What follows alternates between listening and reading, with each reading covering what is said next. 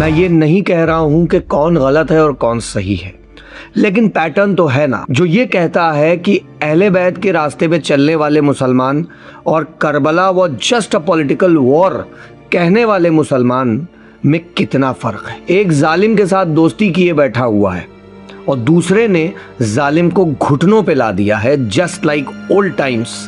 मौला अली की जंगें तो आपको याद ही होंगी। क्या आपको ये नहीं लगता कि करबला दोहराई जा रही है वापस से? 1400 साल पहले एक रेगिस्तान में एक छोटा सा काफिला था, सिर्फ 72 लोग, और उनके सामने हजारों सोल्जर्स, स्टेट की ताकत, मिलिट्री की ताकत, हुकूमत की ताकत। इस वक्त की जो जंग चल रही है, चाहे वो ईरान को देखें आप, इसराइल को देखें, अमेरिका को देखें, गाजा को देखें, लेबनान को देखें, तो कहीं ना कहीं वही पैटर्न नजर आ रहा है। एक तरफ ओवरवेलमिंग पावर और एक तरफ सिर्फ सच, हक। हम करबला को समझेंगे और करबला की जंग को एक टेम्पलेट के तौर पे देखेंगे। इस्लामिक कैलेंडर में 61 हिजरी जगह थी करबला, इराक का एक शहर। इमाम हुसैन नबी मोहम्मद के नवासे, उनको एक डिमांड दी गई। डिमांड ये थी कि वो बैत कर ले, यानी एलिजेंस, लॉयल्टी का इकरार कर ले। किसके साथ?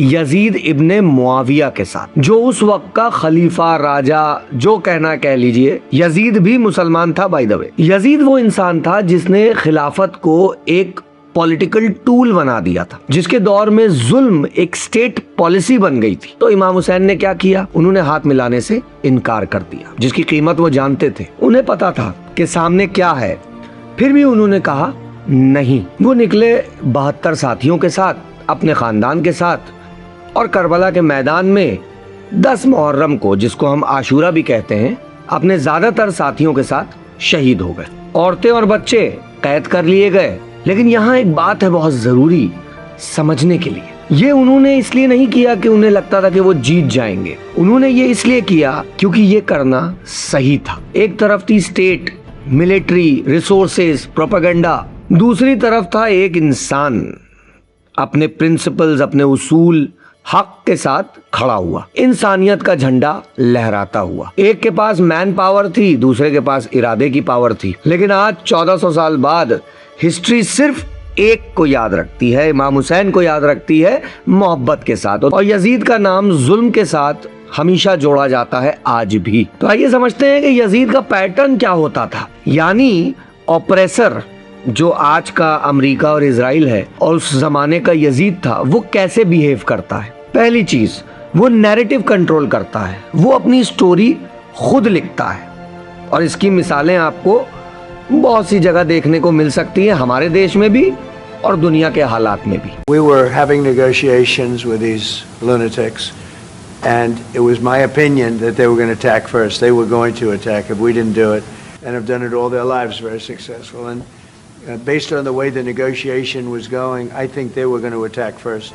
मीडिया, रिलीजन, आइडियोलॉजी जो भी अवेलेबल हो, उसको यूज करता है और अपने जुल्म को जस्टिफाई करता है, जैसे अमेरिका और इजराइल इस वक्त कर रहा है गाजा में, लेबनान में। मासूम निहत्थे लोगों को मार रहा है और कह रहा है कि ये टेररिस्ट हैं। दूसरी चीज, उसके पास ओवरवेलमिंग मिलिट्री पावर होती है, रिसोर्सेज होते हैं, वेपन्स होता है, इंटरनेशनल सपोर्ट होता है। ईरान के पास 2% वॉर बजट नहीं है कंपेयर टू अमेरिका और इजराइल, लेकिन फिर भी आप देख रहे हैं किस तरह से ये वॉर चल रही है। तीसरी चीज, वो सिविलियंस को नहीं छोड़ता, क्योंकि उसका मकसद सिर्फ फाइटर्स को, सोल्जर्स को या किसी कंट्री को हराना नहीं होता। उसका मकसद होता है एक पूरे ग्रुप को, एक पूरी कौम की विल को तोड़ना, उनकी हिम्मत पे वार करना, उनकी हिम्मत को तोड़ के रख देना, जो कि बहुत बुरी तरह से वो नाकामयाब हो रहा है ईरान के सामने। जो 1400 साल पहले यजीद ने कोशिश की थी, वो वहां नाकामयाब हुआ इमाम हुसैन के सामने, और आज अमेरिका और इजराइल ईरान के सामने नाकामयाब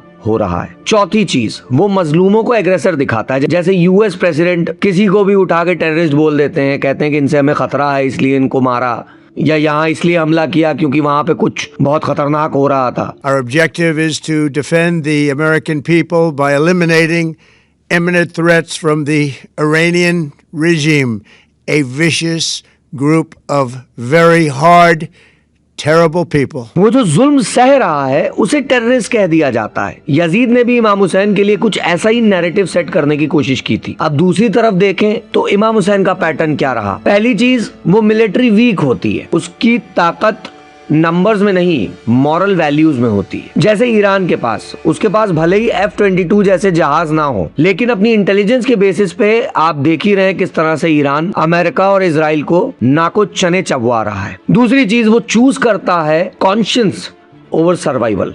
वो मरना पसंद करेगा लेकिन वो झुकना नहीं पसंद करेगा गलत ताकत के सामने। ईरान की टॉप लीडरशिप एक के बाद एक शहीद होती रही, लेकिन कोई बंकर में छुपना नहीं, कोई डर नहीं, बल्कि जगह जगह जो करंट लीडर्स हैं वो ये कह रहे हैं कि हम तो दावत देते हैं शहादत को। तीसरी चीज, वो कमजोरों का सहारा बनते हैं, जैसे इमाम हुसैन ने करबला में किया और आज ईरान जैसे पैलेस्टाइन और लेबनान के साथ कर रहा है। चौथी चीज, वो कभी भी पहले स्ट्राइक नहीं करेगा, वो रिस्पॉन्स करेगा इनजस्टिस को। इस पूरी वॉर में आप मुझको एक इंसिडेंट ऐसा बता दो कि जब ईरान ने पहले अटैक किया हो।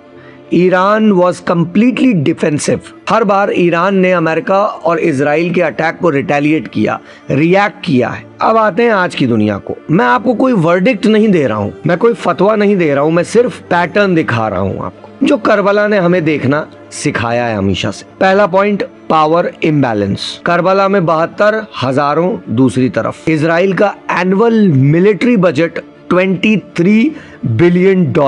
अमेरिका हर साल इजराइल को $3.8 बिलियन की मिलिट्री एड देता है। F-35 जेट्स, आयरन डोम, ये फैक्ट है, पब्लिकली डॉक्यूमेंटेड चीज है, कोई सीक्रेट नहीं है। दूसरी चीज, सिविलियंस को निशाना। करबला में क्या हुआ, सिर्फ इमाम हुसैन को निशाना नहीं बनाया गया बल्कि उनके 6 महीने के बच्चे तक को शहीद कर दिया गया बेरहमी से। आज उसी तरह से इजराइल और अमेरिका बच्चों को बेरहमी से शहीद कर रहा है जगह जगह। यूएन के फिगर्स के मुताबिक गाजा में 40% से ज्यादा शहीद होने वाले सिर्फ बच्चे थे। हॉस्पिटल्स टारगेटेड हुए हैं, स्कूल्स टारगेटेड हुए हैं, रेफ्यूजी कैंप्स टारगेटेड हुए हैं। तीसरा पॉइंट, नैरेटिव कंट्रोल। यजीद ने क्या किया, इमाम हुसैन को बागी कहा गया, फितना फराज कहा गया, जगह जगह हजारों मिंबर सजाए गए सिर्फ इन्हीं चीजों के बारे में बात करने के लिए कि आवाम में, पब्लिक में नेगेटिविटी फैले इमाम हुसैन के बारे में। और आज कौन कंट्रोल करता है इंटरनेशनल नैरेटिव?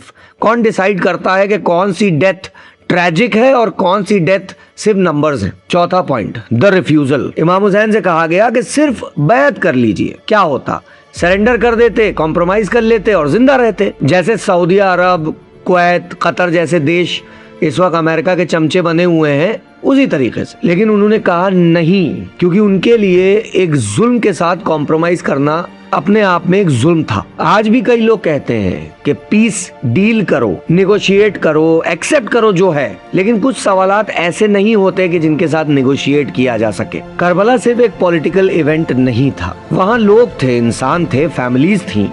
इमाम हुसैन ने अपने बच्चे को आर्मी के सामने लेके आए और कहा कि इसका क्या कसूर है, इसको तो पानी दे दो। और आज की जंग में भी आप देखेंगे कि कोई बाप अपने बच्चे को उठाए हुए है, कहीं पे रोड के किनारे कोई लावारिस बच्चा सो रहा है जिसके माँ बाप मार दिए गए हैं, कोई माँ पूछ रही है कि मेरे बच्चे ने क्या किया है, इसको क्यों मार दिया। करबला ने हमें सिर्फ ये नहीं सिखाया कि इमाम हुसैन पे रोते रहिए, और उसकी सबसे बड़ी मिसाल आज ईरान की स्ट्रैटेजी है। आज ईरान जिस तरह से रिएक्ट कर रहा है वो सिर्फ इस वजह से है कि उन्होंने अहले बैत का रास्ता अपनाया रहा हमेशा से, इसीलिए आज मौत भी उनको हिला नहीं पा रही है। इमाम हुसैन ने जाते जाते एक बहुत बड़ा लेसन दे दिया हमको। उन्होंने कहा कि खामोशी एक चॉइस है, और अगर आप जुल्म के सामने खामोश हैं तो आप भी जालिमों में शुमार होते हैं। ये जितने देश इस वक्त अमेरिका और इजराइल के साथ खड़े हुए हैं ना इस वॉर में, उसमें उनकी गलती नहीं है। ये डीएनए चला आ रहा है 1400 साल पहले से, क्योंकि भूलिए नहीं, यजीद की फौज भी मुसलमान थी, यजीद भी मुसलमान था।